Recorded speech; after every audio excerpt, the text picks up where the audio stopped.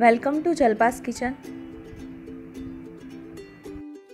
આજે આપણે બનાવીશું કાચી કેરી અને ડુંગળીનું કચુંબર।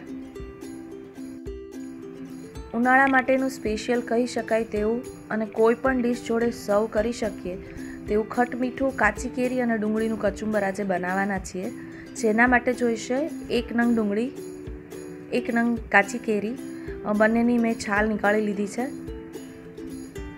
1 ચમચી મરચું, 1 ચમચી ધાણા જીરું, અડધી ચમચી શેકેલા જીરાનો પાવડર, ચપટી હિંગ, સ્વાદ અનુસાર મીઠું અને 2 થી 3 ચમચા દેશી ગોળ। સૌપ્રથમ કાચી કેરીને છીણી લેવાની છે। મેં અહીં મીડિયમ સાઇઝની છીણીનો ઉપયોગ કર્યો છે, તમે આનાથી નાની પણ લઈ શકો। કાચી કેરીમાં વિટામિન એ અને એ ભરપૂર આવેલા હોય છે, પ્લસ ગરમીમાં કાચી કેરી અને મીઠું જોડે ખાઈએ તો ડિહાઇડ્રેશનની અસરથી બચી પણ શકાય છે। શરીરને જે નુકસાન થાય છે ગરમીથી તે પણ અટકાવે છે, તો ચોક્કસથી ઉપયોગમાં લેવી જોઈએ। કાચી કેરીનું છીણ રેડી છે। હવે આપણે ડુંગળીને પણ છીણી લઈએ।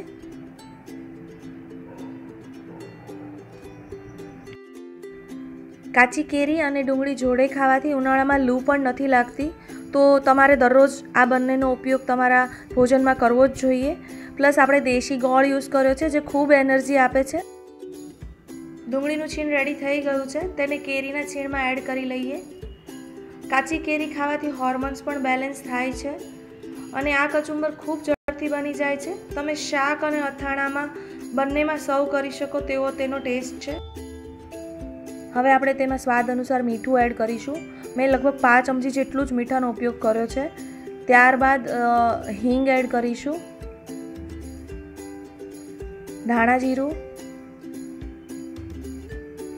લાલ મરચું, તે પણ તમારા સ્વાદ મુજબ વધુ કે ઓછું લઈ શકાય, શેકેલા જીરાનો પાવડર જે તમને ગરમીમાં ખૂબ જ ઠંડક આપે છે, અને દેશી ગોળ જે મેં સમારીને રેડી રાખ્યો છે।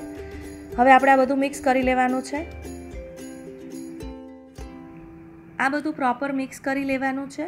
કાચી કેરી અને ડુંગળીનું જે પાણી છૂટશે તેમાંથી જ ગોળનો રસો બની જશે। તમે આ કચુંબર રોટલી, ભાખરી, પરાઠા કે પછી મૂઠિયા, હાંડવો, ઢોકળા કોઈ પણ ડીશ જોડે સર્વ કરો તો એટલું જ ટેસ્ટી લાગે છે। ઇવન ખીચડી જોડે પણ બહુ સરસ લાગતું હોય છે। તમને ગોળ પણ થોડું ઓછું જોઈતું હોય તો તમે ગોળ થોડો ઓછો ઉમેરો।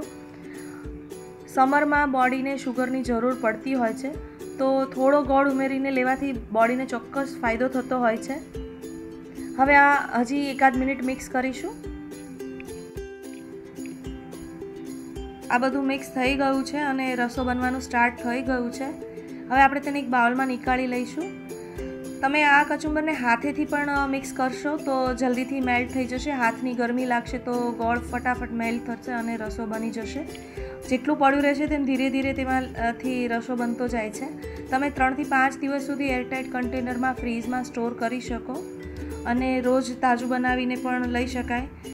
તો ઉનાળામાં ચોક્કસથી તમારા ભોજનમાં આ કચુંબર બનાવજો અને રોજ ઉપયોગમાં લેજો અને મને જણાવજો કે તમને આ રેસીપી કેવી લાગી। Thank you so much everyone.